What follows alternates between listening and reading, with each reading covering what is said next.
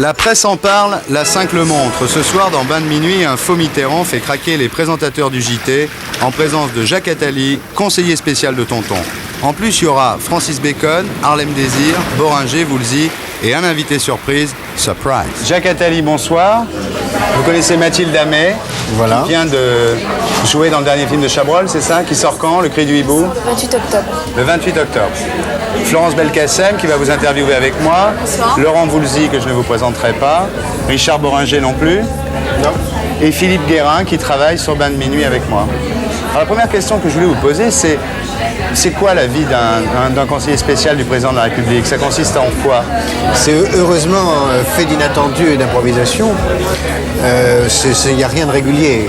La seule chose continue, c'est le rythme du Conseil des ministres tous les mercredis auquel j'assiste.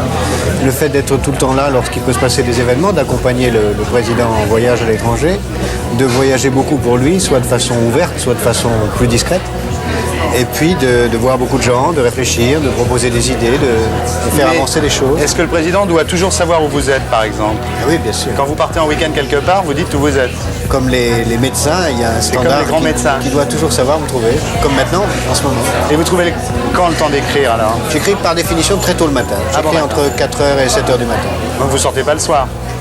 J'ai pas besoin de beaucoup de sommeil. Je peux sortir, je peux me lever très tôt. Vous pouvez venir au bain jusqu'à 11h du soir, par exemple? Ça gagne beaucoup d'être conseiller spécial du président de la République? Mais pas spécialement payé. Vous pouvez nous dire combien? Je suis membre du Conseil d'État. Oui, ça fait combien ça? Alors en tant que membre du Conseil d'État, je gagne 20 000 francs par mois. Ouais, c'est pas terrible. Et voilà, ça s'arrête là. C'est tout. Oui. Et de quel personnage célèbre, par exemple dans l'histoire de France, vous auriez aimé être le conseiller spécial? En dehors de François Mitterrand, par exemple Clémenceau, Robespierre, Léon Blum.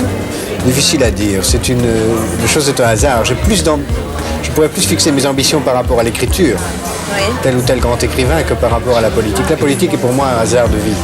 Il se trouve que j'ai la chance d'être un croisement où un homme politique important a eu besoin ou envie d'avoir un intellectuel auprès de lui. Ce n'est pas une finalité pour moi. Après le président Mitterrand, est-ce que vous envisagez pouvoir être le conseiller spécial d'un autre Pas le moins du président? monde. Non, pas le moins du monde.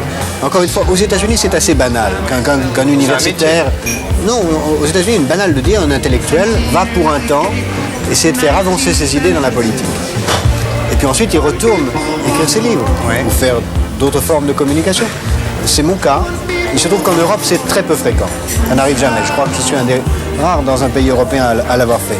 Il faut s'habituer à cette idée que les intellectuels peuvent venir jouer leur rôle dans la politique tout en restant eux-mêmes et en n'étant pas forcément condamnés à basculer dans le champ de l'action politique proprement dit. Est-ce que vous avez dit une fois l'Algérie c'était un pays fantôme, un pays qui n'existe plus, l'Algérie que vous aviez connue? Oui. Est-ce qu'il vous arrive d'y retourner, d'y penser, d'en rêver la nuit?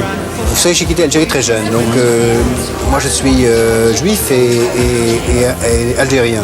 Ouais. Double fantôme, double inexistence dans la racine.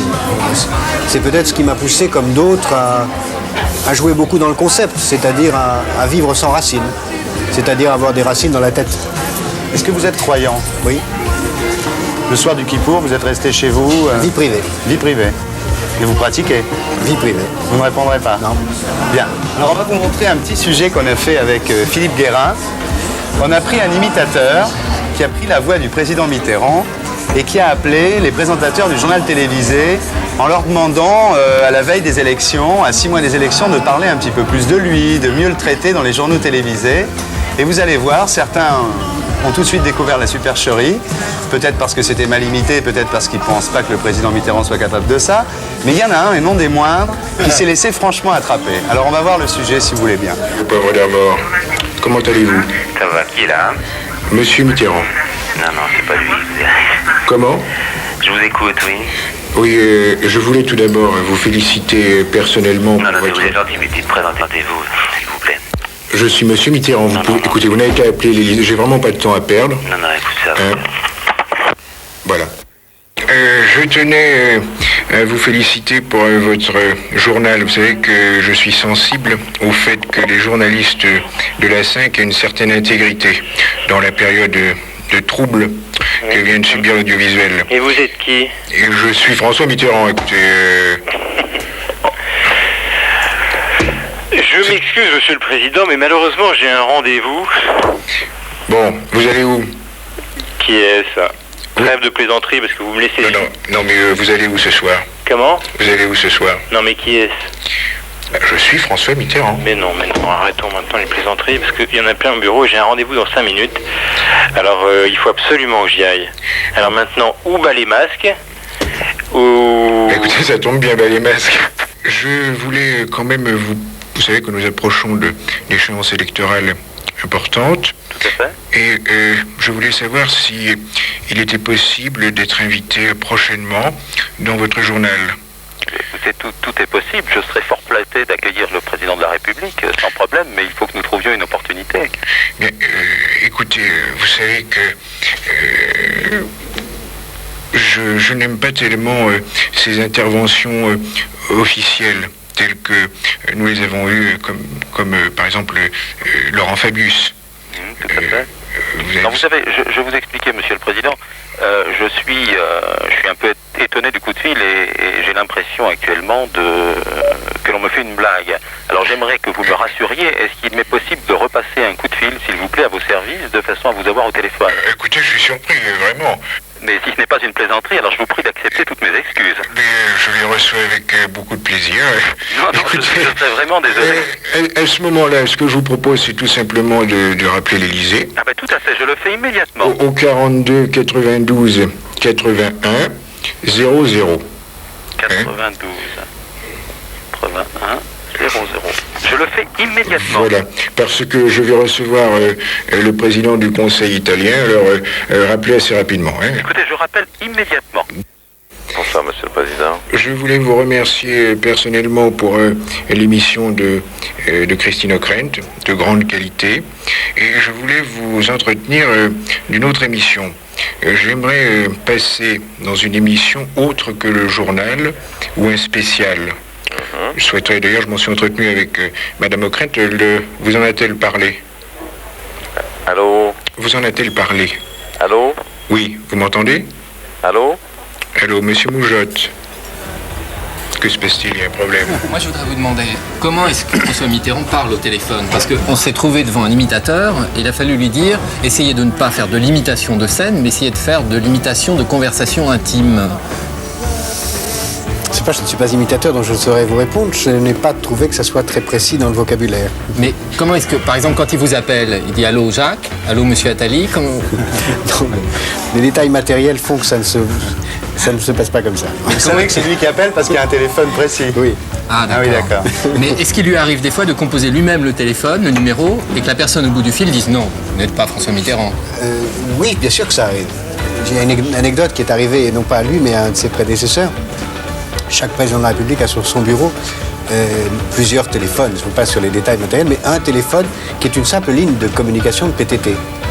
Et le président Pompidou a reçu un jour une communication comme ça, quelqu'un qui téléphonait, qui insistait beaucoup pour parler à la personne qu'elle croyait avoir au bout du fil. Et elle dit, mais enfin, qui vous êtes? Et il a répondu, en tout cas, a-t-il raconté à madame, si vous saviez.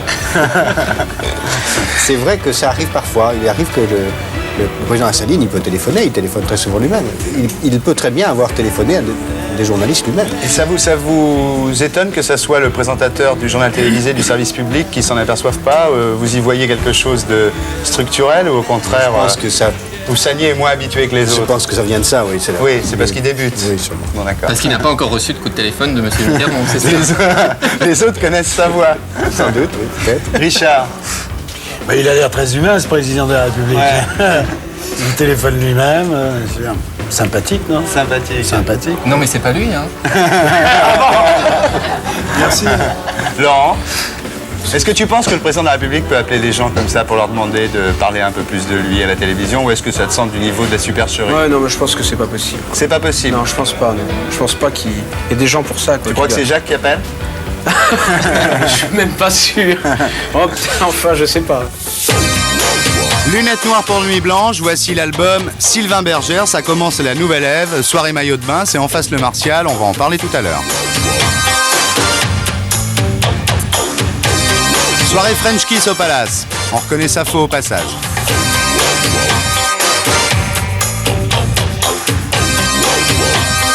Hubert Marie pour les coulisses de Bain de minuit avec Richard Berry, Cécilia Noah, Christian Lacroix, Gigi, Farid, Lalanne et 2 Gypsy King, les Chouchous, Babette Hallyday Rodagil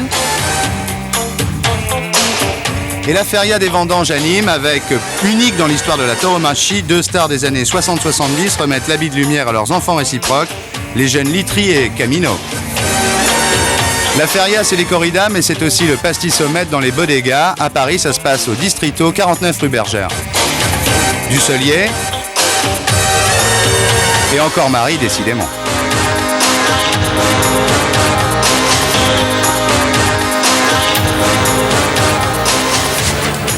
You are Charlie or Pepsi? Shirley. And she's Pepsi. That's Pepsi. And you were singing with Wham before. Yeah, we used to work with Wham, yeah.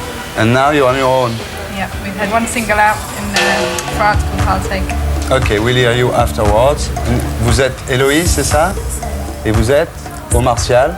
Je fais du striptease Vous faites du striptease au Martial? de temps en temps. De temps en temps, pas tous les soirs? Non. Jean Rousseau, c'est toi qui as fait le sujet sur le Martial. Ouais. On a tourné en une nuit, vous allez voir tout à l'heure, on en parlera après, avec voilà, Jean-Pierre Ancelin, Qui est le patron? patron du Martial. C'est à Pigalle? C'est à Pigalle. C'est pour ça que tu as des lunettes noires? C'est le soleil. Ah, c'est le soleil. Soleil de la nuit. Alexandra, Oui. tu es au Martial aussi? Oui. Qu'est-ce que tu fais? Je sers les tequila rapido. C'est toi qui sers les tequila rapido, tu fais de la pub pour De Cône, quoi, dans notre émission. Mais je fais que ça, de toute façon. Tu fais que ça. Tu nous en feras une après. Parce que j'ai pas précisé, toutes les serveuses sont en porte-jartel, petit bustier, voilà, c'est Playboy en France, quoi. C'est bien. C'est bien, c'est Pigalle moderne. Ouais, vraiment mieux qu'avant, je crois. Tu veux pas nous faire un rapido alors là pour voir? Bien sûr. Alors, recette du rapido. Alors, un verre, un petit peu de tequila. Ah, vous pouvez m'ouvrir s'il vous plaît. J'espère que je vais y arriver, ouais. Merci. Un petit peu de Schweppes. Tu veux que je recommence? On va croire qu'on l'a fait exprès pour montrer que je suis vachement costaud. Non, non, c'est bon, j'arrive. On l'a fait exprès. Voilà. Et après, on tape, non? Ouais, mais là, je vais pas taper sur la table, ça va tout faire sauter. Vous la buvez? Bah, si tu me l'as fait, je la bois. Ouais. Ah! C'est Ah oui, c'est terrible, hein? Voilà, vous avez pas fini. Ah bah oui, d'accord. Ça se boit d'après, ça se boit d'après. Et ça, c'est ce que tu sers aux gens? Voilà, tous les soirs. Tout le monde en boit? Oh, On peut en boire combien on va avant de, essayer au moins une fois. avant de tomber? Ça dépend des gens, il y en a au bout de 3 ils tombent, il y en a au bout de 15, ça dépend. Bah, tu vas m'en refaire une pendant le sujet, alors. C'est tequila Schweppes? Ouais. Redoutable. Redoutable. Redoutable. Tu veux pas essayer quand même? Non, monsieur. Il est vachement sérieux, dis Je donc. suis alloplate. C'est qui ton toubib? C'est un ostéopathe. Ouais, il est vachement bien, parce qu'il te tient, hein, lui, au moins. Non, non. Bon, ben si on peut envoyer le sujet, alors on va regarder ce qui se passe tous les soirs au Martial. C'est Jean-Pierre Ancelin.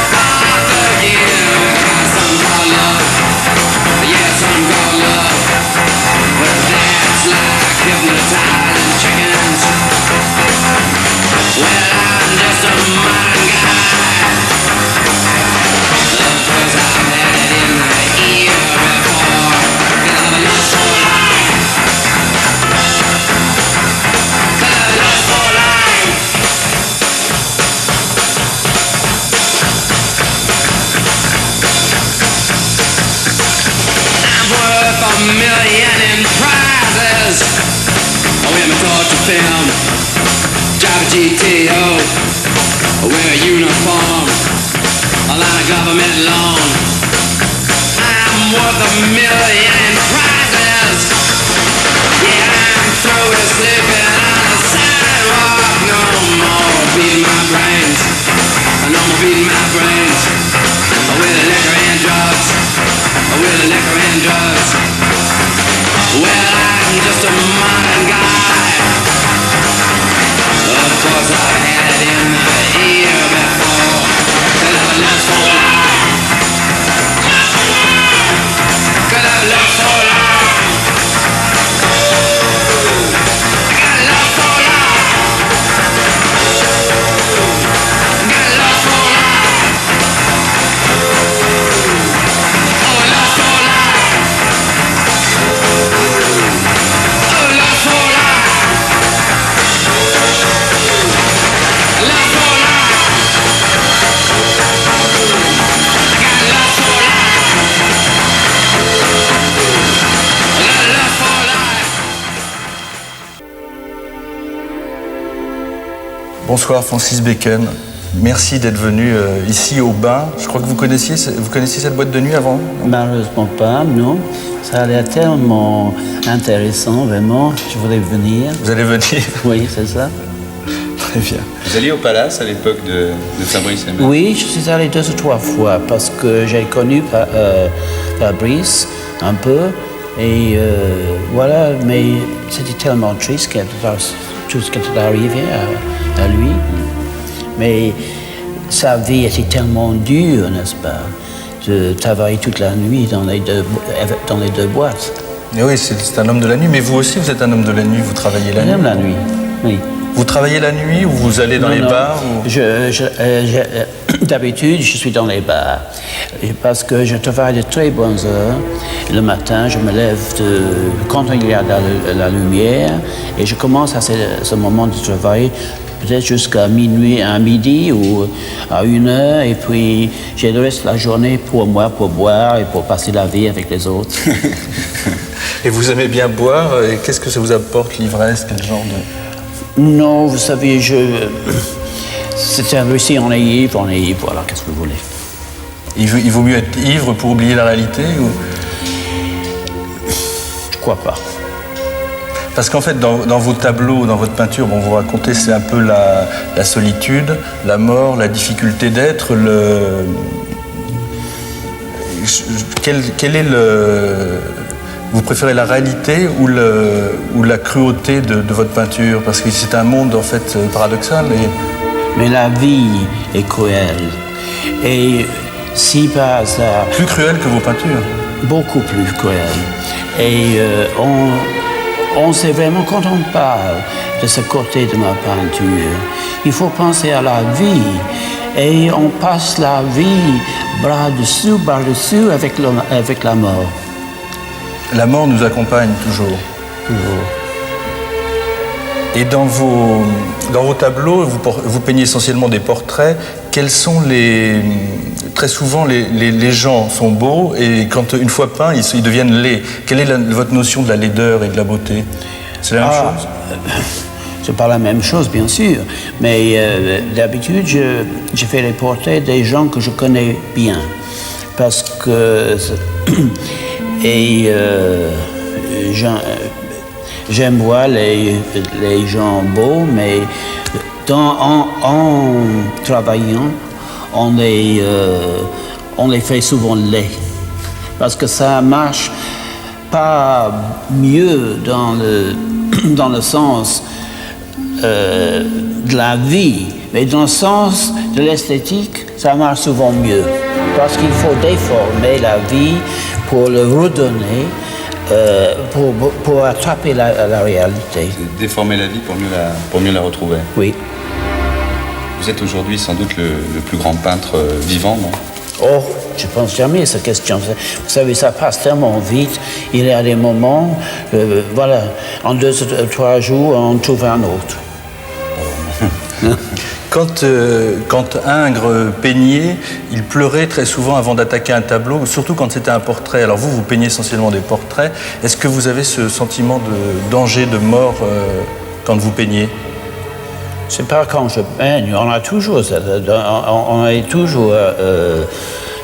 on sait toujours qu'on est tout près à la mort. Quand on est très jeune, on ne pense pas à ces choses-là, mais avec l'âge, vous savez, ça, forcément, ça c'est plus, on dit angoissant. Angoissant. Angoissant. Voilà. Vous avez commencé à peindre en fait assez tard, vers l'âge de 30 ans. Oui, c'est ça. Qu'est-ce que vous faisiez avant l'âge de 30 ans? Vous étiez valet de chambre, des choses comme ça? Ah oui, j'étais valet de chambre, j'ai fait tout. Et quand j'avais un peu quand j'avais un peu d'argent, je m'amusais seulement, voilà. J'avais pas envie de rien faire. Vous aimiez le jeu, je crois, non? J'adore le jeu, parce que de temps en temps, ça m'a beaucoup aidé. Mais vous savez, à la fin, j'ai perdu beaucoup. Mais, vous jouez à quoi? Au poker? Non, je joue le jeu le plus bête du monde, la roulette. Parce que c'est ce moment-là où j'ai souvent gagné. Et vous avez un numéro ou plusieurs numéros favoris? Pas tout à fait, mais ça change. Aujourd'hui, vous jouez encore? Oui, je joue. Parce que vous savez, maintenant à Londres, on peut jouer. Il y a tant de casinos partout. Ça vaut combien une toile de Francis Bacon aujourd'hui? Comment? Une toile de vous vaut combien à peu près? Ah, ça je sais pas, parce que c'est ce que la galerie me donne. Et à quel prix ils les vendent, moi je sais pas. Non. Est-ce que vous souhaitez que vos œuvres soient dans un musée Bacon après vous, ou est-ce que... Vous souhaitez avoir une fondation? Non, bon, bien sûr que non. Je n'aime pas toutes ces fondations qu'on a fait maintenant un peu partout. Ça vous gêne pas que ce soit éparpillé? Comment? Que ça vous gêne pas qu'il y en ait un peu partout, dans tous les pays du monde, chez différents collectionneurs? Vous n'avez pas envie de voir ça quelque part dans un musée Bacon? Non. C'est quoi la vie d'un tableau une fois que vous l'avez fini? L'idéal pour vous, c'est quoi? C'est que le tableau... Que ça part. Que ça vous en débarrassez. Que ça part de chez moi, et voilà. Je l'envoie tout de suite à la galerie, et voici, ils le vendent, mais pas souvent. Mes tableaux sont toujours très difficiles à vendre. Quelle est votre production? Vous peignez combien de tableaux par semaine? Par semaine? Oui. Ah, je ne sais pas, vous savez, par semaine. Par mois, si vous voulez. Par mois, par an. Par an, je ne sais pas. Peut-être avec ces deux auteurs, ces grands triptyques, peut-être 200, oui. Et là, les 20 toiles qui sont exposées à la galerie Lelon, rue de Téhéran à Paris, c'est le travail, le fruit de combien de 2 ans. De 2 ans. Oui. Ce qui est curieux dans votre peinture, c'est que depuis le début, depuis les premières crucifixions de 1943, quelque chose comme ça, je crois, jusqu'à aujourd'hui, c'est toujours le même travail, la même obsession. On retrouve notamment l'obsession du sang, là qui est concrétisée par une toile où il y a seulement une tache de sang. Non, mais vous savez, quand j'ai fait les crucifixions, c'était pas parce que je ne suis pas du tout religieux, mais on avait des crucifixions qui m'ont beaucoup touché, comme les Grunewald et certaines autres de Cimabue et des gens comme ça. Mais c'était... Alors, à cette époque-là, quand j'ai commencé, je n'avais pas vraiment un sujet. Alors, c'était à cause de ces tableaux que j'aime énormément, les Grunewald et les Cimabue, que j'ai commencé avec les crucifixions. Mais c'est pas parce que je suis religieux que j'ai fait les crucifixions, c'était un sujet. Et qu'est-ce qui a déclenché en fait votre goût pour la peinture, votre attirance pour la peinture? Quand vous vous êtes dit je vais devenir peintre, c'était une exposition Picasso à Paris, je crois, c'est ça? J'ai vu, oui. J'ai vu une exposition à Picasso, c'était chez Rosenberg à cette époque-là, je crois. C'est même pas les Picasso que je préfère, mais en même temps, je pensais, pourquoi je ne peux pas essayer de faire la peinture aussi? C'était ambitieux. Ambitieux, vraiment, oui. Tu t'appelles comment? Cléa. Cléa. Est-ce que tu connais Wham? Ouais. Est-ce que tu sais que Pepsi and Shirley étaient les choristes de Wham? Non. Tu sais pas? Non. Mais elles ont quitté, tu sais que Wham s'est séparé. Ouais, elles ont quitté Wham, elles aussi, et elles ont fait un morceau qui s'appelle Can't Give My Love. Ça t'intéresse pas? Si, mais enfin... Pas plus que ça? Non. On va le regarder quand même.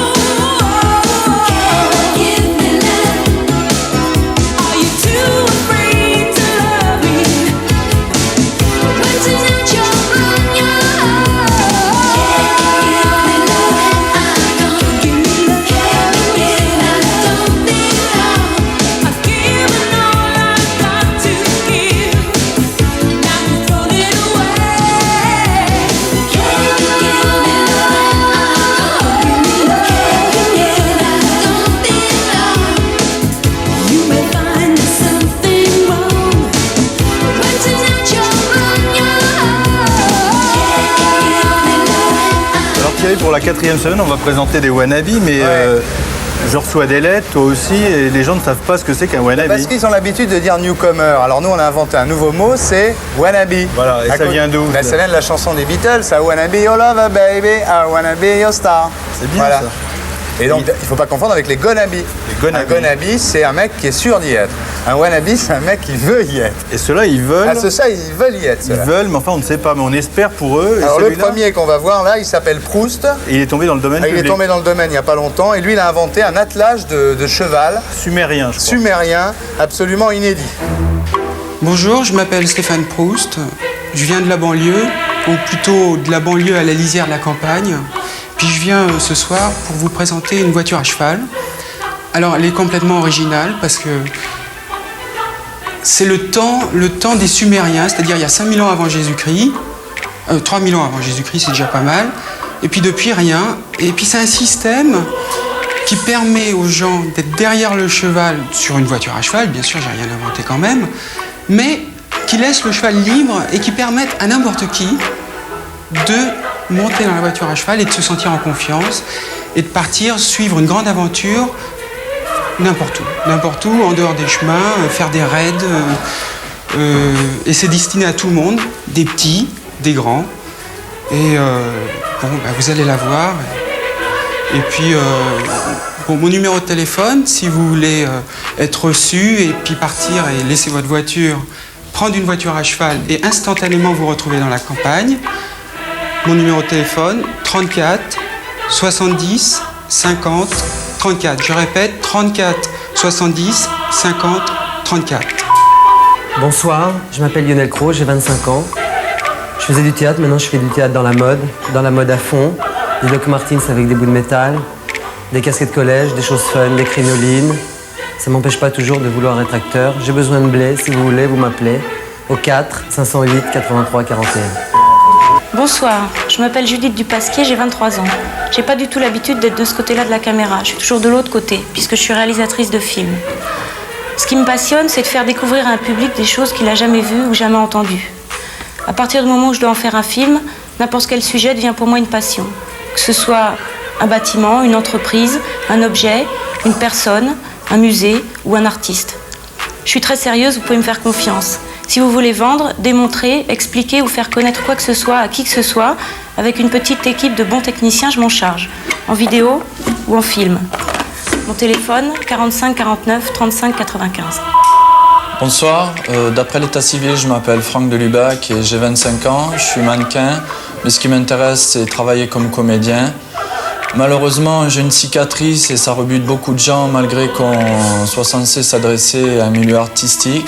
Alors si des fois, il y a des gens qui sont vraiment des artistes et qui travaillent avec leur tripes et qui veulent faire travailler un comédien balafré qui ne soit pas obligatoirement un voyou, ils peuvent toujours m'appeler au 48 25 75 59, même en PCV s'ils veulent.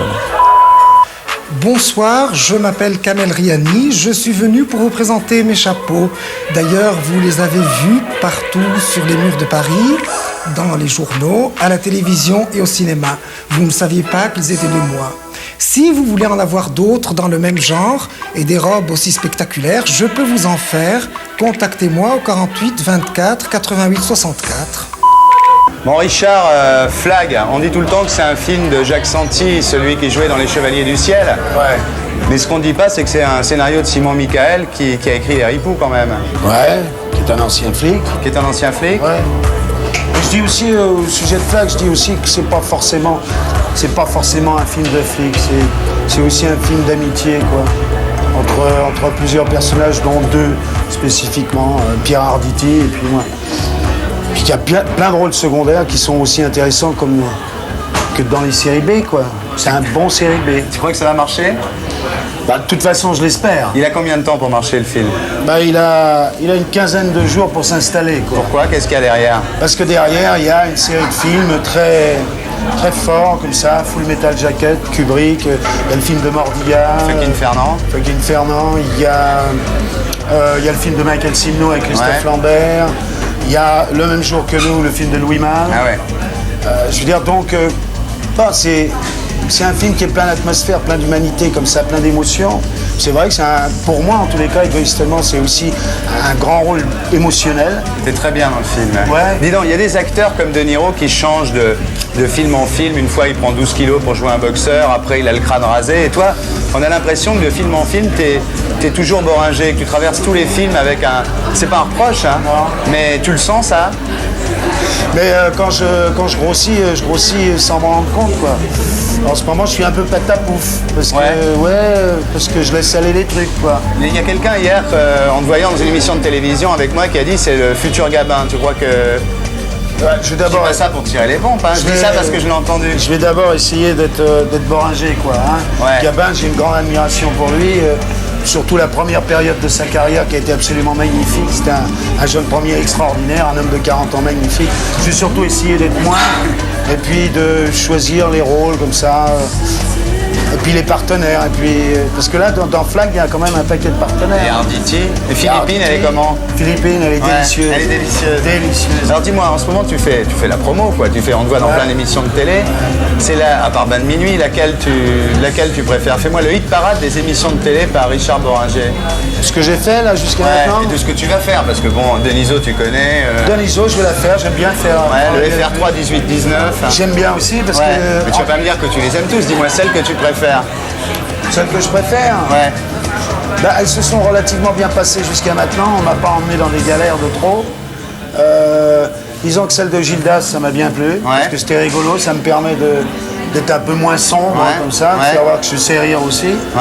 Donc toutes les émissions dans lesquelles je me sens bien et je peux rire, parce que les choses sont drôles, bah, je pense que je les aime bien. Et celles que tu feras pas et que tu aurais bien aimé faire? Ah si je les fais pas... Tu vas pas dire que tu aimerais bien les faire? Non, je dis qu'en fait ça tombe bien. Ouais. Ça tombe bien parce que, curieusement, il y en a que je ne fais jamais, curieusement. Peut-être qu'à un moment j'aurais aimé les faire, mais puisque c'est comme ça, bah, j'aimerais pas les faire. Et tu vas trouver le temps de faire ton bouquin, là? Il est fini, là, maintenant. Ah, il est fini. Comment ça s'appelle? C'est sur la nuit? C'est beau, une ville de la nuit. C'est beau, une ville de la nuit. Ouais. Tu l'as terminé? Ouais. T'as trouvé un éditeur? Ouais. C'est qui? Bah, c'est bien. Bah, c'est super. Tu vas passer chez Pivot, alors?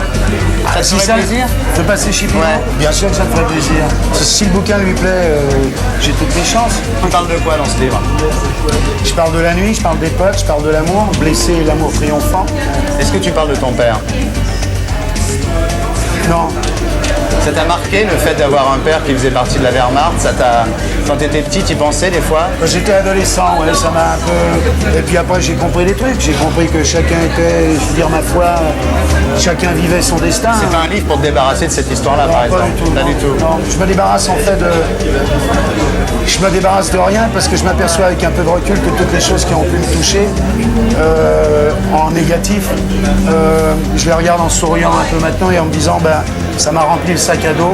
Et puis j'avais bien besoin d'avoir un grand sac à dos pour peut-être être un bon acteur, quoi, bien faire mon boulot, avoir la mémoire de ce que j'ai vécu, la mémoire de ce que vivent les autres, au hasard de mes rencontres. Bon. Tu continues à sortir la nuit parce que tout à l'heure, quand on regardait le sujet sur le Martial, on s'est aperçu que tu n'y étais pas allé, que tu viens au bain de temps en temps, mais que tu n'étais pas allé au Martial. Ouais, parce que j'aime, à vrai dire, hein, j'aime les filles, je veux dire, c'est pour ça que tout à l'heure je l'ai pas ouvert, et j'aime pas beaucoup ces endroits parce que où il y a j'aime pas beaucoup ces endroits. C'est un peu l'exploitation des filles par l'homme. Oui, enfin ce serait un grand discours, ça. Je veux dire, non, c'est que j'aime pas ces endroits. C'est que je vais plutôt dans les endroits où les hommes ont des vertiges, des espèces de délires sur Blanche-Neige ou sur la fille qu'ils ont envie de rencontrer, qui doit avoir les yeux verts ou les yeux violets. Je veux dire, mes fantasmes de cul, ils existent comme tous les mecs, mais j'ai pas envie de... C'est un peu mécanique, tu trouves? Ouais, c'est un peu mécanique, et puis c'est pas mon truc, quoi. Ouais. C'est pas mon truc. Je préfère parler des femmes. J'aime bien quand t'es comme ça. Alors, t'as écrit des poèmes, est-ce que t'en as un comme ça à me dire? T'en as un dans la tête qui te vient? Ce matin-là, nous avons pris un grand bateau gris, plein de nègres ruisselants, de dames en mousseline blanche, traversé l'Atlantique avec mamie et tous ses cheveux blancs. Là-haut sur la dunette, le capitaine nous regarde, à moitié marin sirène, il envoie des baisers au loin. Qu'elle est belle la gonzesse qui déambule de l'autre côté du pont. Qu'elle est belle, je suis sûr qu'elle a du pognon. C'est mamie qui me dit touche pas sans ça. Tu vas aller au ballon et le ballon dans l'eau, ça va te faire prendre froid. Ma mamie, c'est une dure. On se barre avec les économies de son patron. Elle a dit c'est pas normal que tu fasses ta vie dans ce pays city. Ma mamie, c'est une dure. Elle a un pétard dans son cabas. Elle dit comme ça, c'est si jamais on nous empêchait d'aller là-bas. C'est bien, Boringer, Voilà. merci. Merci aussi. Thierry. Tourné au Vestiaire des Bains, ex-bar chinois de l'époque Proust, revisité par Philippe Stark au début des 80, The Wild Ones, The Best Way to Jive.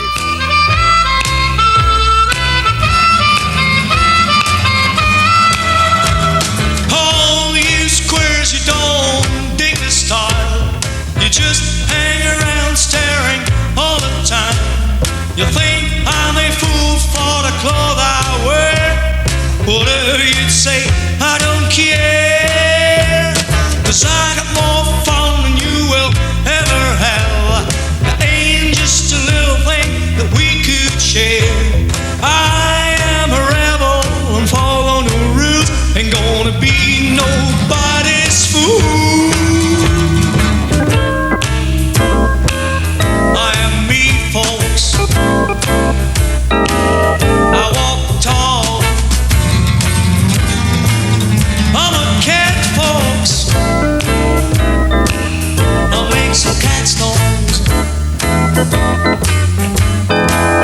I know the best way to jive is the way that I jive.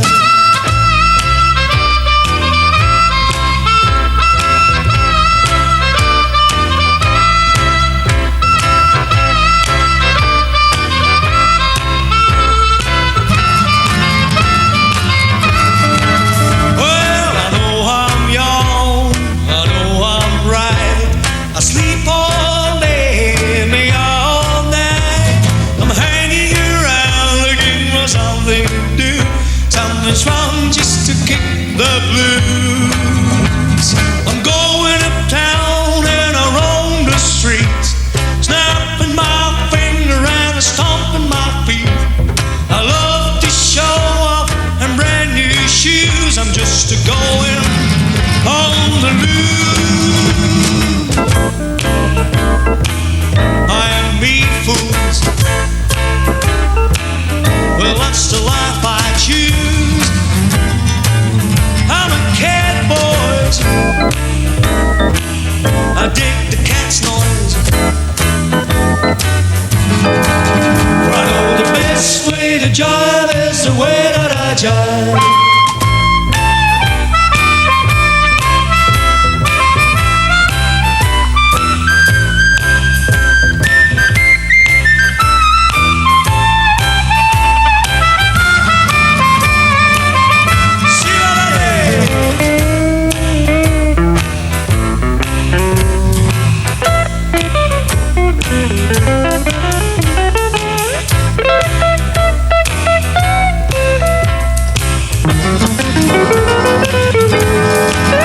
Each Sunday night I join the crew and we go bopping the whole night through.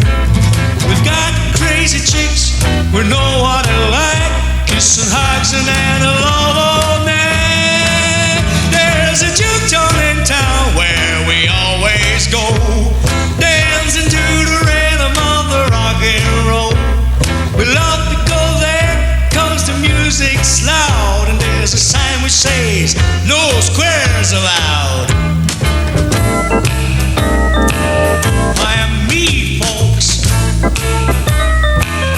I walk tall. I am a cat, folks. I do the cat's walk. I know the best way to jive is the way that I jive.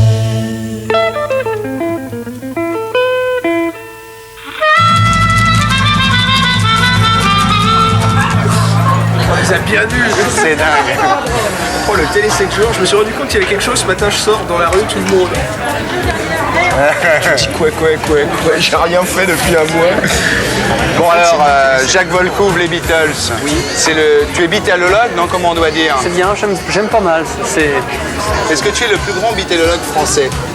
Bah, on le dit. On le dit, ouais. Est-ce qu'il y a d'autres beatlologues dans le monde? Ah oui, oui. Lesquels par exemple? Bah, aux États-Unis, il y a un garçon qui s'appelle Marc Lapidos. Ouais. Mais enfin, lui se spécialise dans les gadgets, dans les trucs typiques fans. Et il y a quelqu'un que j'apprécie beaucoup en Angleterre qui s'appelle Mark Lewisham. C'est un Anglais. Est-ce qu'il est plus fort que toi? Ah oui, complètement. Beaucoup plus fort que toi. Je le vénère. Tu le vénères? C'est mon go. En tous les cas, ça c'est le bouquin qu'on aurait aimé avoir à l'époque quand les disques sortaient, parce qu'on sait qui a écrit quoi, ça y est là. Bah oui, on a essayé d'emmener les gens dans les studios avec les Beatles. Mais comment on peut savoir si c'est McCartney ou Lennon qui a écrit la chanson? Bah d'abord, ils le disaient eux-mêmes dans les interviews. Ah bon? Moi j'ai jamais vu ça, moi. Bah, viens, je vais te faire écouter les archives du Club des 4 de Liverpool. Et puis aussi, il y a quand même un truc, c'est qu'en général, lorsqu'une chanson était chantée par McCartney, c'était composé par McCartney. Quand c'était Lennon, c'était Lennon. Et entre Lennon et McCartney, qui tu préfères? Ça dépend des compositions. Ça dépend des compositions. Un truc comme Strawberry Fields Forever, je veux dire, c'est imbattable. T'as été très triste quand ils se sont séparés? Est-ce que ça a été le plus triste moment de ta vie? J'ai pas tellement eu le temps de réfléchir parce que j'ai été obligé de travailler énormément avec les mass médias. Ça a duré une dizaine de jours, de 6h du matin jusqu'à 3h du matin. J'ai pas vraiment eu le temps de réfléchir. C'est après, bon. Petit à petit. Ouais. Mais cela dit, il y a une interview que John avait donnée à l'époque pour Playboy, dans laquelle il disait je choisis le camp des vivants. Le culte des héros morts, Sid Vicious, j'en ai rien à foutre. Ouais. Et je me suis rendu compte qu'il fallait surtout pas tomber dans ce piège. Donc dans cette interview, il m'a énormément aidé.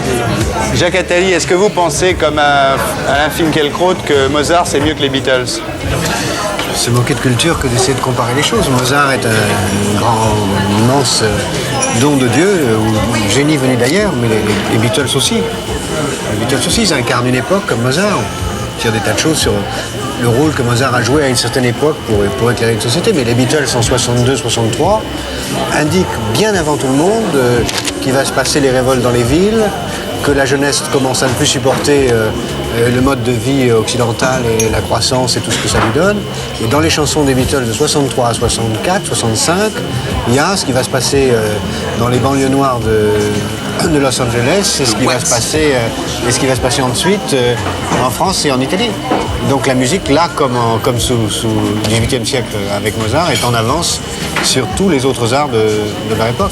Je pense qu'on peut quand même aimer les deux. Il y en a marre de mettre des barrières. On peut mettre un disque de Mozart, ensuite un disque de Cochrane, ensuite un disque des Beatles. Oui, mais est-ce qu'on peut mettre un disque des Beatles et un disque des Rolling Stones? Quand je pense qu'on a osé comparer les Beatles et les Rolling Stones à une époque, non? Ah ouais, alors que les Rolling Stones, ça a toujours été mieux. Ça y est, connard.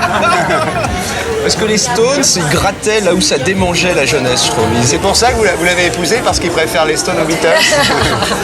Non, je ne peux pas dire que c'était pour ça, non. Laurent, les Beatles, donc le 5 octobre 65, le 5 octobre 87. Moi, je ne savais pas quand je t'ai demandé de jouer après quelques morceaux des Beatles, que c'était le grand anniversaire. Toi non plus, tu savais pas. Donc ça va être une grande soirée. Ah ouais, non, mais je l'ai appris ici. T'es un des chanteurs français qui a été le plus inspiré par les Beatles, quand même. Non, je crois qu'on est beaucoup, quoi. On est beaucoup, mais on me donne vaguement cette étiquette, quoi. Que j'accepte parce que... Il vaut mieux être comparé aux Beatles qu'à qui? Qu'à Henri Salvador? Non, Henri Salvador, c'est bien. C'est bien aussi. Tu veux se fâcher avec personne. Non, Henri Salvador, à la télé, il faut bien, se fâcher avec personne, il paraît. Non, mais il y en a d'autres. Non, mais c'est bien. C'est, je sais pas, je fais partie d'une génération qui a été marquée par ça, quoi. Mais il y a d'autres choses qui m'ont beaucoup marqué à l'époque. Hein. Je jouais beaucoup de musique brésilienne. Alors Souchon, c'est Lennon et toi, t'es McCartney? C'est pas ça, non, je crois pas. Non, vous n'êtes pas fâchés, vous? Comme disait Jacques Volcouve tout à l'heure, d'abord on n'est pas fâchés. D'abord, je sais même pas s'ils sont vraiment fâchés. Mais c'est d'abord. Et ensuite, je crois qu'ils écrivaient vraiment leurs chansons séparément, souvent, quoi, à la fin. Ouais, même déjà dès le début. Tandis que nous, on écrit relativement ensemble. Ah ouais? Relativement ensemble. Richard, les Beatles? 25 ans, ça rajeunit personne, là, quand même. C'est un pianiste de jazz, Ronnie Urtrager, qui m'a branché sur les Beatles, sur les Rolling Stones d'ailleurs aussi.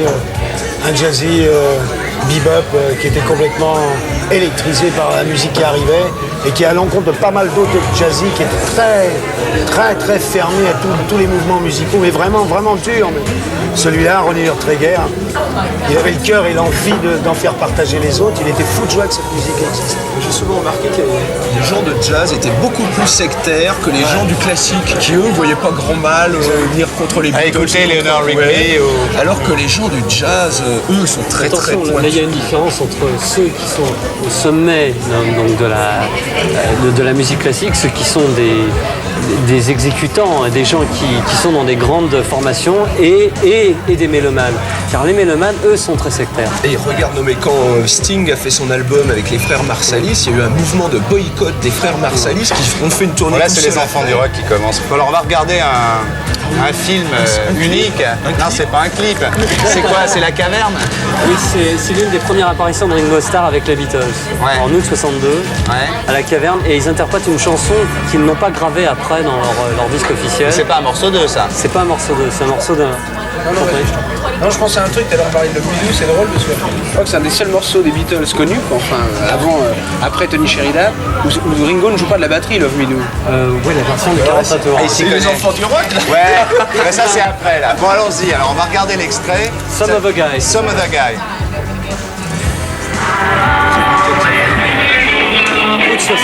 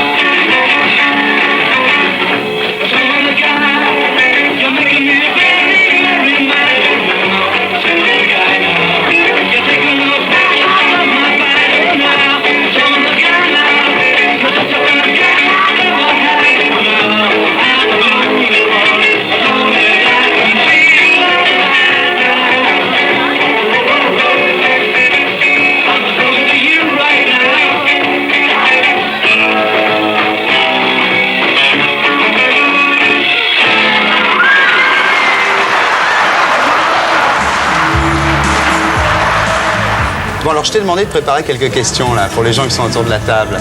Alors vas-y, fastoche, Trivial poursuite. C'est deux chavals. C'est on va être chronologique. On va être chronologique. À qui je la demande? Ah bah Manœuvre. Hein. À Manœuvre. Alors titre original de Cry for a Shadow. Ah, je ne sais pas. Beatle Bob. Bon, mais tant pis. Et d'une, à toi maintenant. Oui. Alors, le titre original de l'album Please Please Me. Non, je t'avais dit pas dur. Il y a Catali qui doit savoir parce qu'il sait tout, lui. Il est conseiller spécial du Écoute, c'est président. original qui est jamais sorti, quoi. Ouais. Il n'a jamais été imprimé, le titre. Non, je sais pas. Of the Beatle Track. Oh là là, non, je t'avais dit pas dur. C'est pas des questions, ça. Bon, alors je vais être un peu plus simple. Alors je la prends, celle-là. Surtout que Boranger, il y a les réponses par-dessus son épaule. Alors Love Me Do, dans Love Me Do, il y a une influence de deux hits, deux succès de l'année 62. Alors je voudrais savoir lesquels. Elle se demande pourquoi elle t'a épousé, hein, je te signale. Elle va demander le divorce dans les 8 jours qui viennent. Mais posez-nous des questions décentes. C'est trop dur. Il faudrait très mal faire connaître les réponses à ces questions. C'était Hey Baby de Bruce Chandler. Lui, c'est un fou furieux. Et I Remember You de Frank Highfield. Non, c'est trop Tu dur. nous disais juste avant que t'en avais marre de ce côté collectionneur, convention. Ah non, c'est pas collectionneur. C'est l'intérêt même de la chanson. Est-ce que si j'achète ce livre, pour qu'il nous lâche, est-ce que si j'achète ce livre, j'aurais pu répondre aux questions si j'avais lu le livre? Il a rangé tout. Il a rangé le reste des Il a rangé le papier parce que ça, il se rend compte qu'on répondra jamais. Tout ça vient du livre. Il se rend compte qu'on répondra jamais. Non, c'est trop dur. Non, je t'avais dit. Je ne sais pas, moi. Je ne sais pas. Quel est le batteur qui a remplacé Ringo Starr pour la tournée australienne de 64? Nicole. Jimmy Nicole, bravo Thierry. Ah, quand même. Voilà. Bon alors, et qui jouait de la batterie sur Back in the USSR? Alors c'était Paul McCartney. Pas mal, bien Ah, quand même, ça se termine mieux.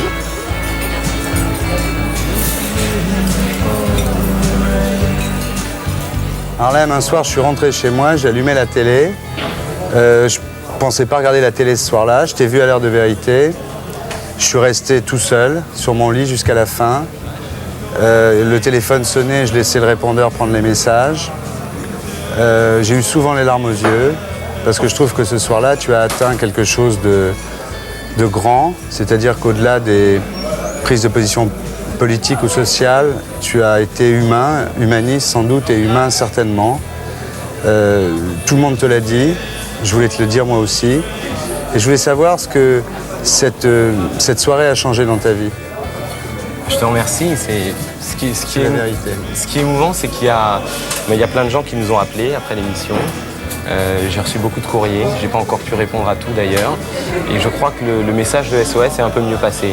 C'est vrai que pour la première fois, on a eu le temps de restituer la cohérence de ce qu'on fait, de faire comprendre qu'on fait des concerts parce qu'on aime bien la fête, mais on fait aussi de l'action concrète de solidarité sur le terrain, que c'est vrai que des fois on apparaît un peu comme des agitateurs, des gens qui embêtent parce qu'ils viennent dénoncer une telle agression, telle déclaration raciste, mais que c'est pas simplement pour le plaisir de dénoncer, c'est parce qu'on a un espoir, une espèce de rêve, comme disait Martin Luther King, c'est que demain, tous ceux qui sont venus ici pour travailler et tous leurs enfants qui y sont nés, quelle que soit leur origine, ils puissent se sentir bien en France et que les autres puissent bien les accueillir. C'est l'idée de l'intégration. Qu'est-ce qui a changé dans ta vie? Est-ce que tu as eu le sentiment d'être définitivement admis dans la communauté française, non plus comme un partisan, mais comme un humaniste, comme on dit que Cassin est un humanisme aujourd'hui? Ouais. Cassin et tous ceux qui, après la guerre, ont, dit plus jamais ça, plus jamais la barbarie nazie, qui ont fait la Déclaration universelle des droits de l'homme. Je crois qu'ils nous ont légué un héritage qu'il faut faire vivre. Bon, ce que ça a changé, c'est que les gens attendent encore plus de nous. Et puis je crois qu'il faut... C'est encore plus dur qu'avant. Peut-être, oui, parce que l'espérance est encore... La barre est plus haute. Bon, puis je crois qu'il faut être quand même modeste dans la réussite. C'est vrai que on est peut-être mieux reçu, mais pour changer les choses sur le terrain, il faudra du temps. L'intégration, la tolérance, changer les mentalités, ça prendra du temps. En même temps, il faut aller vite. Par exemple, à partir de 92, c'est l'Europe. Ouais. Ça veut dire que le combat n'est plus seulement en France. Et oui, puis on ne peut plus s'imaginer qu'on va vivre dans notre hexagone, juste entre nous, et que, je veux dire, on ne pourra plus dire les emmerdeurs, en gros, c'est ceux qu'on ne comprend pas, c'est-à-dire les immigrés, les Noirs. Il y aura tout le monde. Il y a d'autres Le Pen en Europe. Oui, malheureusement. Il n'y en a aucun qui soit aussi culotté que lui. Quoi. Alors, dans les gens qui t'aident, il y avait quelqu'un qui t'a beaucoup aidé, c'était Christophe Ribou, qui malheureusement nous a quittés. Et j'ai lu dernièrement dans la presse que Paul-Loup Sulitzer allait t'aider. Alors, est-ce que c'est quelqu'un qui a toujours eu beaucoup de nègres? Est-ce que tu es le nouveau nègre de Sulitzer? Non, non. Christophe Ribou, c'était un ami, c'était plus qu'un parrain de l'association ou que quelqu'un qui nous aidait. C'était c'était un pote, un vrai. Il y a des gens qui nous aident. Bon, là, il y a un certain nombre de gens qui, peut-être, après l'émission, ont aussi mieux compris que notre message, il n'était pas politique au sens partisan, que c'était un message... Ça, c'est clairement passé. Ouais, je crois que c'est important. C'est un message à la fois moral et réaliste. Et Sulitzer, alors? Et Sulitzer, il fait partie de ces gens-là. C'est bien de l'avoir avec toi, parce que c'est très important. Qui a le sens des finances. Voilà, parce que c'était aussi un étonnement, je crois, pour un certain nombre de gens, que un conseiller financier, quelqu'un qui est un apôtre de l'argent bien fait et vite fait, et aussi un sens de la morale, du respect pour les autres, un sens de la dignité de ceux qui n'ont pas forcément réussi comme lui, et qui croit que la société de demain n'a de sens que si elle donne l'égalité des chances à tous. Il est sincère. Moi, je le crois. Je crois qu'il ne fait pas ça pour corriger son image. Non, non, d'ailleurs, Paul-Loup Sulitzer, il ne l'a pas dit quand il est venu, y compris à Europe 1, dans une émission pour témoigner de son soutien à SOS Racisme. Mais lui-même, il est d'origine immigrée. Je veux dire, il sait ce que c'est que de ne pas être compris par les autres. Et ce que c'est que d'avoir à se battre pour se faire reconnaître. Alors ce soir, je voudrais seulement te poser des questions sur l'actualité. Je pense qu'on aura l'occasion à Noël de faire toute une émission avec toi. Enfin, en tous les cas, je le souhaite. Europe 1, c'est quoi cette histoire? Est-ce que c'est parce que Europe 1 a besoin d'avoir des stars sur son antenne? Est-ce que c'est parce que tu as besoin d'argent? Des stars, ils en ont d'autres. Hein. Ils en ont moins qu'avant. Est-ce que c'est parce que tu as besoin d'argent? Est-ce que c'est parce que tu as envie de t'amuser à faire de la radio? J'ai envie de m'amuser à faire de la radio. Mais tu as le droit de t'amuser aussi. Oui, non, c'est vrai, ça m'amuse, ça me plaît. C'est un outil qui offre beaucoup de souplesse. Et d'ailleurs, l'idée de l'émission, qui s'appelle Surprise, donc, c'est que d'abord, il n'y a pas une régularité obligatoire. Elle ne sera pas tous les dimanches. Voilà, on dit que c'est mauvais, mais moi, j'ai envie de faire la démonstration. Chaque fois, il faudrait qu'il fasse de la pub pour t'annoncer, alors. Peut-être, mais qu'il vaut mieux parler quand on a quelque chose à dire et qu'on a des vraies informations à apporter, qu'on a des gens intéressants à faire connaître, que ce soit des stars ou que ce soit des inconnus, mais à qui on doit tirer son chapeau ou à qui on doit donner la parole pour les aider. Et donc l'émission, elle sera 2 fois ou 3 fois par mois.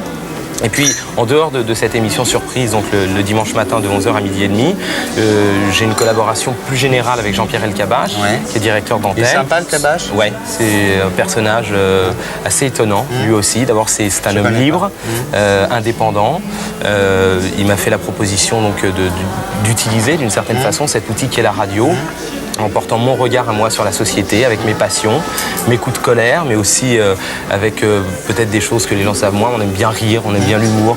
Moi, ce que j'aime bien, c'est Eddie Murphy, c'est Woody Allen. C'est les gens qui sont capables de prendre avec dérision le malheur qu'on essaye de leur faire retomber sur les épaules. Et dans l'émission, il y a Jean Benguigui, il y a un certain nombre d'amis comiques qui viennent avec nous.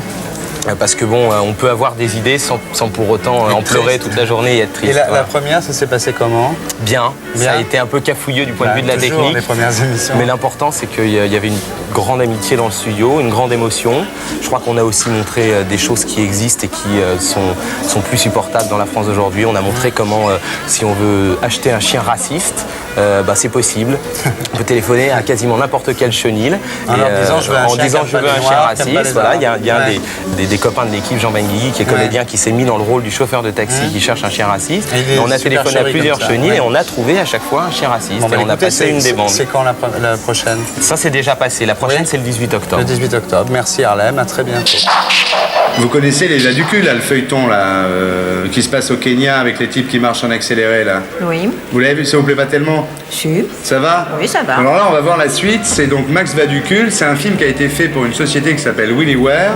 Et on peut voir les photos 56 rue du Faubourg Saint-Antoine. On peut voir les photos des Vaducules et on peut voir la cassette du feuilleton.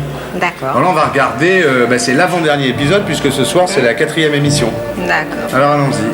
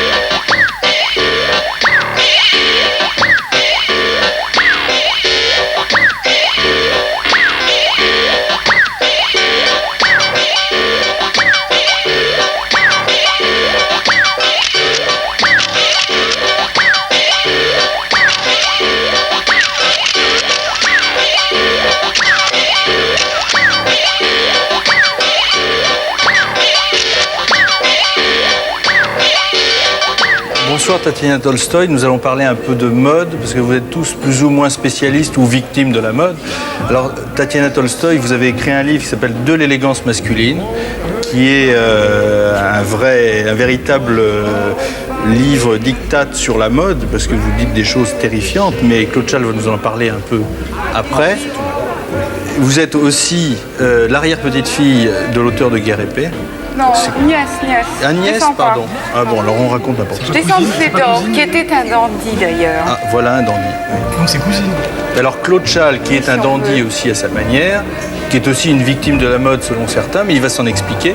Et puis Alain Soral, qui a écrit ce livre qui s'appelle La création de mode, qui est un peu le b.a.-ba pour comprendre le système de la mode, comment fonctionne la mode, comment on fait le vêtement et comment on le porte. J'ai voulu refaire la gare des Michards, ce qu'ils ont fait pour la littérature, j'ai voulu le refaire pour la mode. C'est un peu ça, c'est vrai.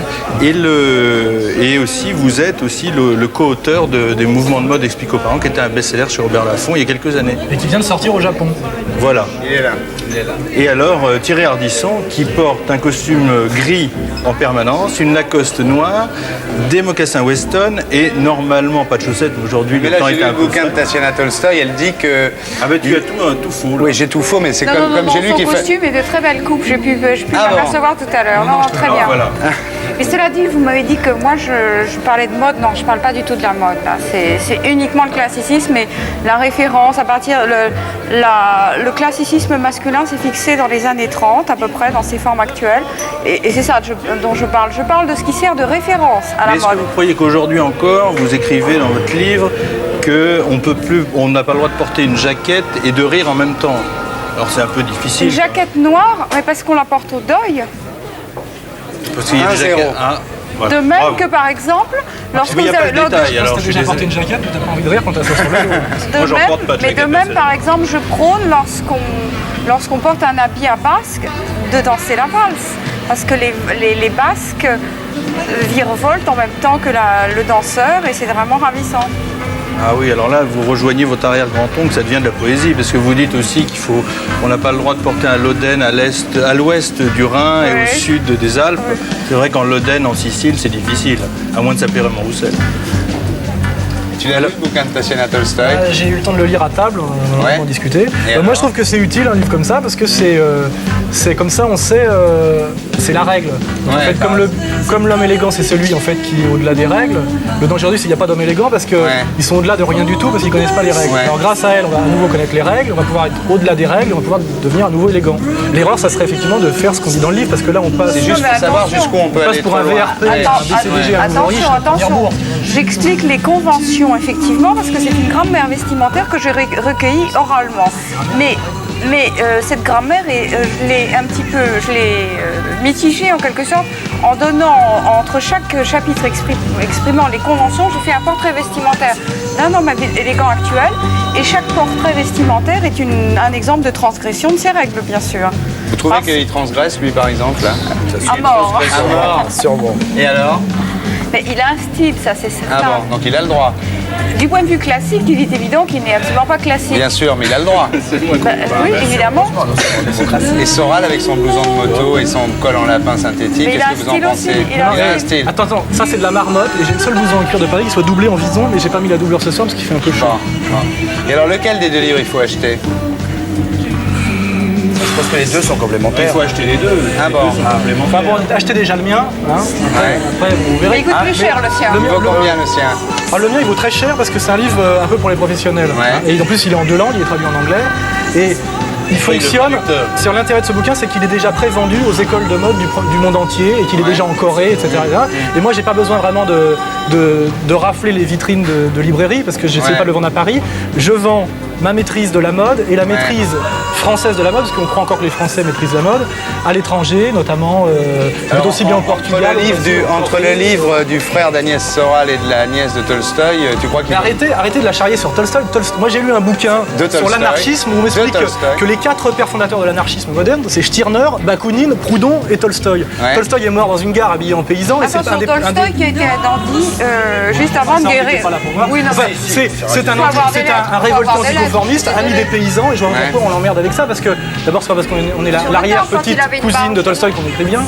Parce que moi mon arrière-grand-père était premier ciseau chez le plus grand tailleur de Genève, et c'est pas pour ça que je sais faire un costume. C'est moins prestigieux évidemment. Donc toi tu dis qu'il faut acheter ton livre et vous dites qu'il faut acheter le vôtre? Oh non, mais je serais élégante. Achetez le sien. Non, moi je crois qu'il est bien s'il faut. acheter le livre de madame parce que c'est quand même les bases. Je crois que les bases sont importantes. On ne peut pas construire sur des mauvaises fondations. Je crois que c'est important d'avoir des bonnes. Les gens s'habillent trop mal, les gens n'ont aucune base. Non, mais je pense qu'il faut avoir quelques bases de départ pour pouvoir après délirer. S'il n'y a pas les bonnes bases au départ, ça part dans tous les sens. Si tu fais lire ce livre-là au portier des bains douches, plus personne rentre aussi. Le livre de madame. Bah oui, non, ça dépend. Plus personne n'est élégant, plus personne rentre. Non, mais ça dépend. Non, parce que Claude n'a pas refusé, il a un badge Mao, donc il est obligé de le jeter. Il y a une chéchia, ça ne se fait plus. Non, mais il y a aussi une chose qu'on oublie souvent, c'est que l'élégance, c'est en soi. Il y a des gens qui sont en tricot de corps, je sais que vous êtes un peu contre les tricots de corps, il y a des gens qui sont beaucoup d'élégance en tricot de corps, il y a des gens en smoking, ça a l'air des ploucs, je suis désolé, et en habit, resteront ploucs toute leur vie. Ah mais de toute façon, le smoking, je veux dire, pour moi, c'est comme le sac de pommes de terre. C'est tellement strict et il y a tellement peu de variantes possibles que je dois dire que soit on est élégant et auquel cas c'est parfait, soit on ne l'est pas et on est irrécupérable. Le smoking, c'est la chose qui ment le Donc il moins. faut l'acheter seulement si on est élégant, parce que si on n'est pas élégant, ça sert à rien. Si, on peut apprendre. Mais est-ce parce que ça s'apprend l'élégance? C'est certain que mon livre part sur une illusion. Je crois que c'était un calcul de mon éditeur, pas du tout du mien. Moi, j'ai fait le mien par passion pour le costume gris, mais mon éditeur s'est dit qu'il pourrait se faire de l'argent en essayant de faire croire à la clientèle qu'on peut devenir élégant en lisant mon bouquin. C'est qui cet éditeur qui veut faire de l'argent? C'est Acropole. Eh ben, très bien, ça vaut combien? Je vois l'attaché de presse d'Acropole. Ça vaut combien? 95 francs. Ça vous laisse 10 francs quoi, par livre, c'est pas mal. À la portée de toutes les bourses. Et toi, c'est chez qui ton livre? Bah moi, c'est un petit éditeur qui s'appelle SIS qui fait que des bouquins professionnels. Alors ça, c'est ton livre Japon, ça? Ouais, je suis quand même traduit en japonais. Et en anglais dans celui-là. Et en anglais. Ça, c'est un bouquin fait par un professionnel. Il vend que des cahiers de tendance, des méthodes de coupe, etc. Et c'est un bouquin pour que les jeunes stylistes, c'est-à-dire les professionnels, apprennent dans quoi ils sont. Il faut qu'on s'arrête là parce que c'est pas élégant de parler aux gens de l'élégance aussi longtemps. Bah d'ailleurs, moi, de ce point de vue-là, je donne aucune leçon ce soir. Merci. CLM, bonsoir. Bruno Lemoule, CLM, bonsoir. Alors derrière nous, c'est les coucaillettes. Oui. Donc vous avez créé un style finalement. On a essayé, on l'espère. Ouais, parce que maintenant on dit des coucaillettes. Quand on voit une fille dans la rue qui a un style un peu comme ça, on dit une coucaillette. Nous on le dit, on ne sait pas si tout le monde le dit. Elle dit des coquillettes. Ah bon? Ouais. Et après cette émission, tout le monde le dira. Voilà. Alors la marque c'est Koukaï. Oui. Et ce qui m'intéresse de savoir, c'est au départ comment ça s'est passé. Il y a quelqu'un qui est venu vous voir en vous disant je veux lancer une marque. Oui. Qu'est-ce que vous lui avez apporté à ce... Ils existaient déjà. Alors, quand on les a vus, ils n'existaient pas depuis un nombre important d'années, mais ils existaient. Et on s'est rendu compte très vite qu'à peu près toutes les filles entre 15 et 25 ans savaient ce que c'était, alors que nous, on ne savait pas tout à fait. Ouais. Et puis, ce qu'on a fait, c'est qu'on a regardé comment ils étaient, ce qu'ils étaient. Donc, ils vendaient des vêtements pas chers qu'on retrouvait finalement partout. Ouais. Donc, on a essayé de faire en sorte que la publicité montre des choses qu'on voit partout. Donc, on a essayé de les mettre le plus possible dans les magazines, en noir et blanc, sur les affiches, au cinéma, à la télévision. On a essayé qu'elle cerne un petit peu... Alors toi, tu as fait les titres? Moi, j'ai fait les titres. Et toi, tu t'es plutôt occupé des images? Bah plutôt, oui. Qu'est-ce que tu as fait? Tu as appelé des stylistes, tu as appelé des photographes? J'ai fait appel à un photographe anglais qu'on aimait bien, qui travaillait pour The Face en Angleterre. J'ai constitué une équipe avec Elisabeth Jean. Et on a essayé j'ai travaillé avec des gens qui étaient les plus professionnels dans la mode. Et pour tourner un petit peu en dérision la mode. Ouais. Et certainement pour essayer de traduire un peu la façon dont les filles, elles, s'habillaient et éventuellement les fautes de goût qu'elles pouvaient faire qui nous intéressaient. Ouais. Et cette espèce de mélange un peu baroque qui finalement a fait peut-être le style Koukaï. Enfin, on l'espère. C'est peut-être un peu prétentieux, mais... C'est pas peut-être, c'est sûr, mais c'est une campagne qui a demandé beaucoup d'argent. Non, parce qu'on a rentabilisé au maximum. Ouais, le noir et blanc, ça coûte pas cher. Le noir et blanc, ça coûte pas cher. Donc c'est ont payé cher. Moi, c'était un peu une déco. Du poids, elles veulent pas le dire. Elles savent pas si c'est beaucoup ou pas. Elles savent pas si c'est beaucoup ou pas. C'est beaucoup moins cher que des mannequins professionnels. Ouais. C'était un peu le départ de l'idée. On voulait être aussi... On prend des filles de la rue, on les rend complètement... on fait des looks complètement insensés. C'était le départ de l'idée. Mais aussi, on voulait inonder, donc faire le maximum d'annonces. C'est vrai qu'on pouvait pas... on voulait suivre la même philosophie Koukaï eux-mêmes, qui changent de mode souvent. Donc on voulait changer très souvent d'annonces. D'où le noir et blanc, qui n'est pas un choix esthétique, mais qui est un choix économique. En plus, c'est esthétique, c'est pas mal. Bah oui, mais... Et donc, effectivement, c'est une campagne qui va coûter cher, mais je pense pas que ce soit un problème. Il y a combien de budget sur la table? Parce qu'on voit des affiches Koukaï dans tous les sens. Ça fait combien de sous, ça? Ça fait quelques millions mais combien? tous les 6 mois. Je sais pas exactement. 2, 3, 4 un peu plus, ça doit faire un peu plus. 7 millions, ça doit faire 7 millions de francs. Ils sont contents chez Koukaï? J'espère, ils sont là. Alors après Eram, après Vittel, CLM est encore en train de frapper un super coup, quoi. Hein? Faites pas exprès. Bah si, puisqu'ils vous ont engagé. Ah oui, on essaie de le faire exprès. Un petit peu. Et vous faites quoi là comme campagne en ce moment? Alors en ce moment, qu'est-ce qu'on a fait ensemble? On a fait Fil d'art. Ouais, c'est bien. Voilà. Lui, il a fait de son côté. Je fais Leclerc aussi. Ouais, c'est pas mal, ouais. Encore dans les blancs. Non, bah oui, il y en a une, le portrait du père et du fils, mais sinon le reste, il y a les oranges, il y a plein de choses. Non, c'est en couleur, non. Et puis non, plein de choses, des casseroles. Alors il faut dire les gens qui ont travaillé avec vous quand même, il y a Babette Jean quand même, hein, Oui, c'est pas rien. Qui est pas la moindre. Dommage qu'elle soit pas là. Et les chapeaux, c'est qui? Les chapeaux. C'est le co-berceau, c'était une idée de départ. La première campagne, on est beaucoup axé sur les coiffures. Et là, bon, pour changer un peu, on a voulu faire des chapeaux et comme on a voulu faire travailler. Pour faire travailler, en fait, on a emprunté des chapeaux du co-berceau. C'est beau.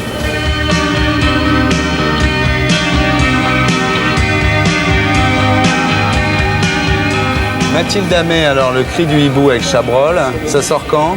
Ça sort le 28 octobre. Le 28 octobre. C'est comme ça. Pourquoi tu penses qu'on t'a choisi toi? Ça, c'est Qu'est-ce que une tu as bonne de plus question. que les autres? C'est une bonne question, c'est ce que je me suis toujours demandé. Je crois qu'il faut le demander aux autres plutôt, parce que c'est pas une Tu question. sais pas pourquoi il t'a choisi, Chabrol? Parce qu'elle est chouette. Elle est très chouette, alors on l'a choisie pour le cri du hibou. Il faut lui demander, il fallait quelqu'un Je d'un sais peu pas. sombre. Il y a eu combien de jeunes actrices qui ont été en lice? Mais je crois qu'il n'y en a eu aucune parce qu'il m'avait vu dans d'autres choses. Dans quoi? Dans un téléfilm qui s'appelle Les Louvres, par exemple, Ouais. dans Life Force, dans Ouais. La vie dissolue de Gérard Floch de Lautner, Ouais. dans plein de choses. Donc, bon. Et donc ça lui a plu, il t'a pris comme ça? Oui. Alors quel est ton rôle rêve? C'est le truc vraiment que, à part la comtesse aux pieds nus, c'est quoi que tu as envie de jouer? Ah, j'étais très très frappée par le rôle de Pandora, par exemple. Ouais. Ça m'a beaucoup plu. Alors, Tu voudrais faire un remake de Pandora? Ce serait difficile de faire un remake parce qu'après Ava Gardner, oui, exactement. Ouais. Qu'est-ce que tu rêves de tourner avec qui? Avec plein de gens. Je sais pas, j'aime beaucoup Mel Gibson. Ouais. Tu voudrais tourner avec lui? Un bellâtre qui a du talent, c'est vrai. Ouais. C'est ton combienième film, Le Cri du Hibou? C'était le 10e, il y en a eu un autre depuis. Ah, dis donc. C'est quoi? L'autre, c'est L'Obsession de la passerelle, avec Ils Gérard savent pas Ditti. encore bien le titre là? Non, ils se battent. Ah, mais d'accord. Et ça sort quand? Et ça sort le 2 décembre. Bah, très bien, merci. Alors C'est bien maintenant. que tu étais prédestiné à ces rôles aussi. J'aurais pas pu le jouer ton rôle. Non. Toi, tu peux pas, non? Voilà. Alors maintenant, non mais attends maintenant. Sur mesure. Lunettes noires. Bon, alors. Maintenant, on passe au chouchou de la semaine. C'est Ouais. très sérieux. Lunettes noires toute la semaine. Toute la semaine. Alors ça c'est va quoi? changer la semaine prochaine. Attention, je vous donne rendez-vous la semaine prochaine. Bon. Alors, l'art du bruit. Tu n'as pas rabattu ton châle. L'art du bruit. L'art du Une bruit. cérémonie. Alors? Parce que ce groupe a créé il y a quelques années le disque de musique ambiante, Ouais. les musiques dont on se sert dans les défilés de mode, etc. Ouais, Mais c'était ouais. très bien fait, c'était Ouais, très beau rôle. ouais. Qui avait créé le groupe. C'est quoi, Trevor des Horn Anglais, a des disparu Américains complètement, ou des il doit être au Australiens? chômage, je crois, c'est Ouais. les Anglais. Ça vient d'Angleterre. Et il y a une fille qui fait tout pour l'instant, mais c'est toujours très bien. Ouais. Et puis ça décrit bien un Ça peu te plaît, notre toi? époque, non? Ah bon, toi tu connais? Non. C'est vraiment super. Il connaît Francis Bacon, mais il connaît pas Arthur Noy. Merde, je l'ai pas vu, toujours. Il traîne par là, ouais. Ah, et puis ça décrit bien notre époque, non? L'art Ouais. de faire du bruit, comme Ouais, ça. c'est Il y a pas plus mal. de gens qui savent Et faire là- de l'art de faire du bruit que l'art de se taire. Vaut mieux faire du bruit que... Claude, quand même. Claude, les bains c'est génial, non? On fait un spécial Beatles, c'est qui on trouve? Voilà un des meilleurs Stones, un des plus grands. Le soir du spécial Beatles, on trouve un Rolling Stone. Mais il adore Paris, il est souvent de passage à Paris. Il adore les bains. Et on a la chance de le voir. He told me everything about Paris. Je le mets au courant de tout ce qui se passe, toutes les petites choses là qu'il faut qu'il sache. And I'm just taking my French family Avec sa petite famille, for dinner. il y a Diane, My children. us to your friend. Mon 4 enfants. Okay, let's go. En Start, français. start from here. This is Diane. This is Antonia. Antonia. This is Karen. Jenny. And Jenny. Okay, thank you, Bill. The big Alors, family. you know that the 5th October of '67, it was the first issue of Love Me Do, and today we have really a special Beatle. And what were you doing on the 5th of October '67? Well, we just had she was born, we were in the hospital, and then this one came out at the same time, and we were very confused. Mais c'est mon jumeau. And what happened to you the first time you listened to Love Me Do? You ate it or you loved it? Oh no, I always liked the Beatles. I always liked them. They wrote very good songs. And It they wasn't a good song? They wrote very good songs. Yeah. They were always very good songwriters and good recording artists, and I always loved their music. In fact,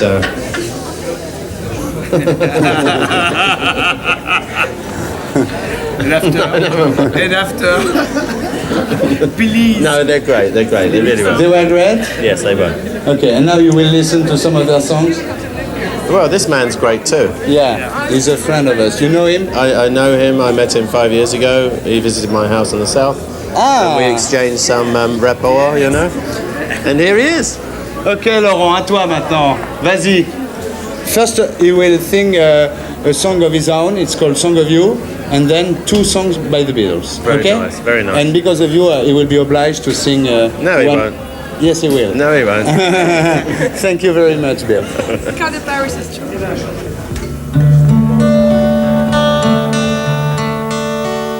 Pour qu'elle penche la tête vers moi doucement, qu'elle sente dans mon cœur les sentiments, pour que dans ses fatigues, ses sommeils, y a que moi.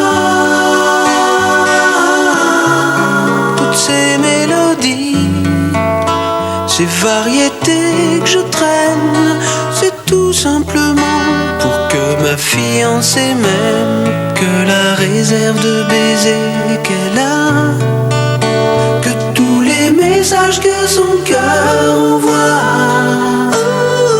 que tout ces aille sur ma joue, my song of you. C'est pour ces continues, c'est de la colle chantée pour que tu partes jamais, que tu dises à tout le monde, ce guimauve singer, moi tout ce qui signe ça me plaît, voilà pourquoi tu bouges. I sing my song of you, pour que les beaux bateaux, les jolis avions la laisse tranquille rêveuse à la maison, que ces itinéraires, toutes ces croisières, ce soit moi.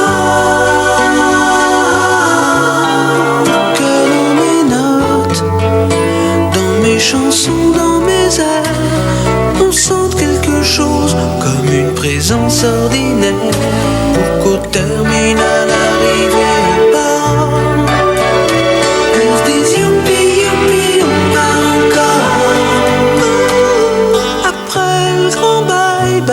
je lui chante encore my song of you. C'est pour ces continues, c'est de la colle chantée pour que tu partes jamais, que tu dises à tout le monde, ce guimauve singer, moi tout ce qui signe ça me plaît, voilà pourquoi tu bouges. I sing my song of you, mine, oh you be mine.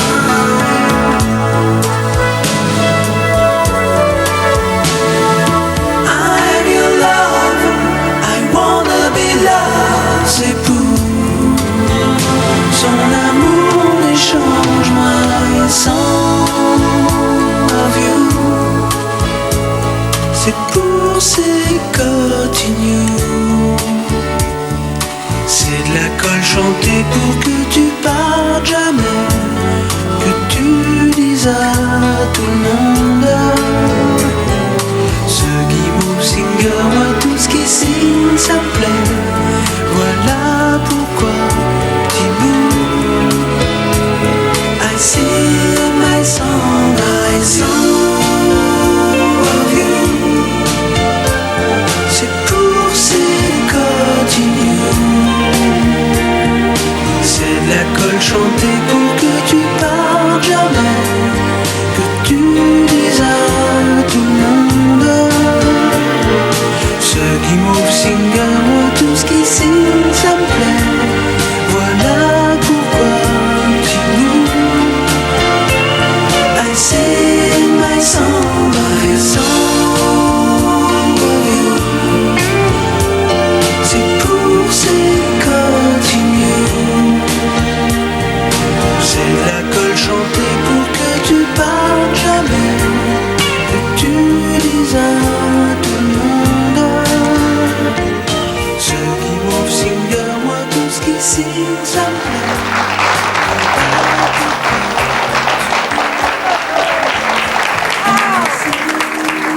thank you.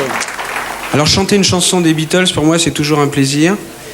Parmi toutes celles qu'ils ont écrites, il y en a une que je préfère autant que les autres, c'est Blackbird. Alors je vais la chanter.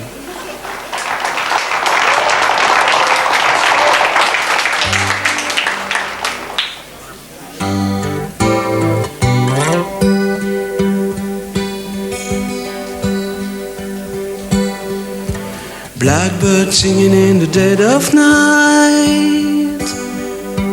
Take these broken wings and learn to fly.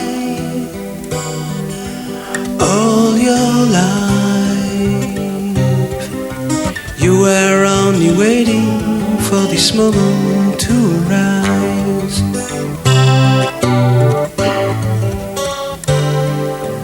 Blackbird singing in the dead of night. Take these sunken eyes and learn to see. All your life you were only waiting for this moment to be free. Blackbird fly, blackbird fly into the light of the dark black night.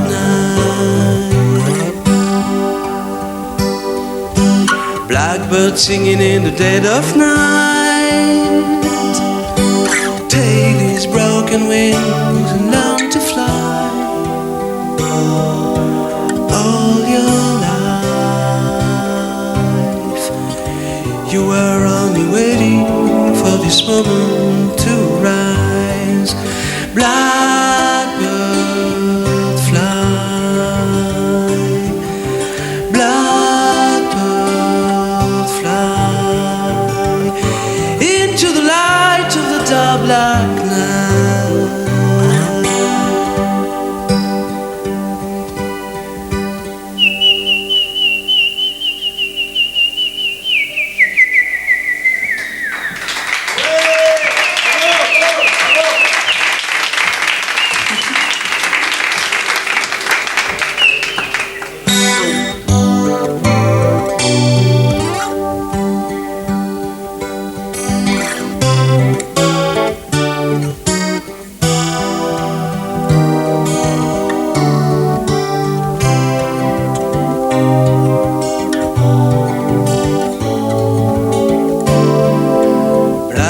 Singing in the dead of night. Take these sunken eyes and learn to see. All your life you were only waiting for this moment to be free. You were only waiting for this moment to be free. You were only waiting for this moment to be free.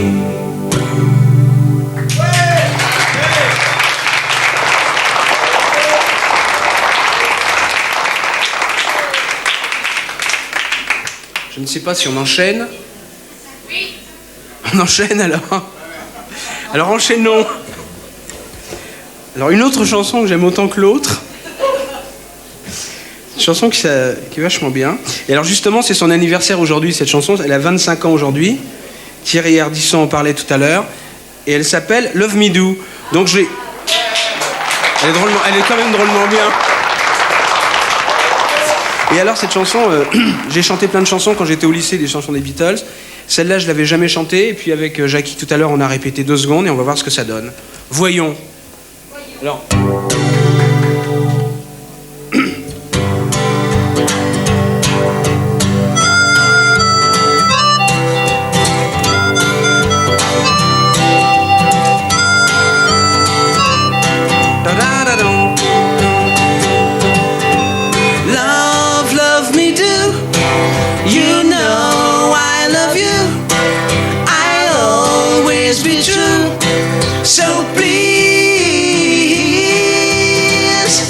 Love me do, oh, love me do.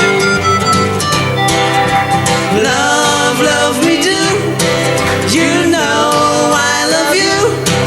I'll always be true.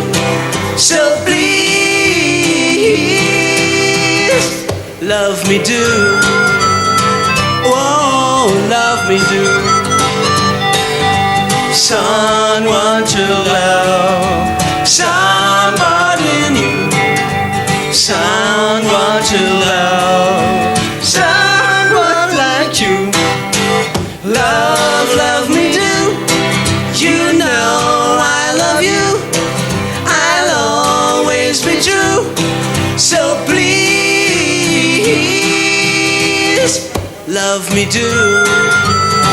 Whoa, love me do. Refrain encore. Couplet. Someone to love, somebody new. Someone to love, someone like you. Love, love me do. You know I love you. I'll always be true. So please, love me do. Whoa, whoa, love me do. Yeah, love me do. Whoa, love me do.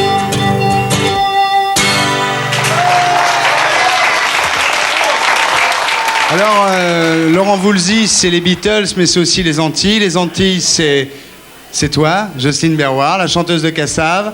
Alors, tous les deux, je leur ai demandé ce soir, pour Bain de minuit, de chanter la chanson antillaise que je préfère, Maladie d'amour. Ah ouais!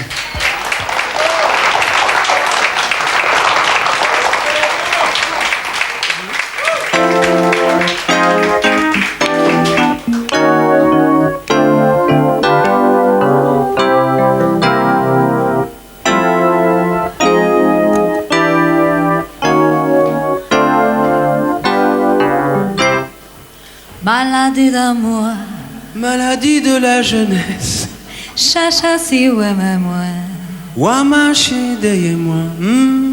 Maladie d'amour, maladie de la jeunesse. Chacha si ouais même moi. Wamaché derrière moi. De la connaît le pays où canté. Ça qui a débattu à mes amis c'est piche mimine. Encore voile noir derrière tête dit, wobli cabay en bas nombril. Il pas fini terre Marie, il tourne derrière tête. Il pas fini terre Marie, il tourne derrière tête. Aïe, maladie d'amour, maladie de la jeunesse. Chacha si ouais moi, wa marcher derrière moi. Maladie d'amour, maladie de la jeunesse. Chacha si ouais mais moi, wa marcher derrière moi.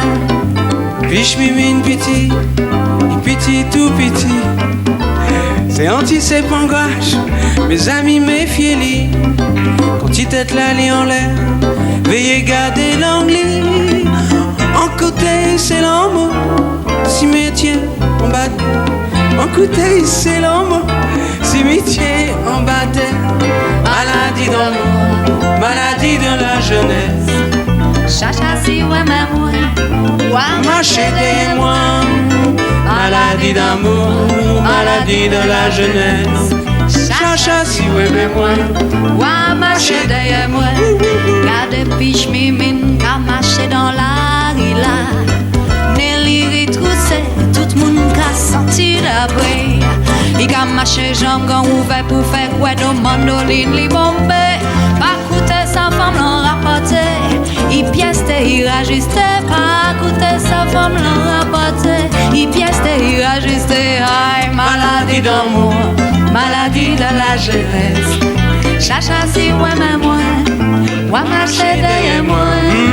Maladie d'amour, maladie de la jeunesse. Chacha si ouais mais moi, wa marcher derrière moi. Maladie d'amour, maladie de la jeunesse.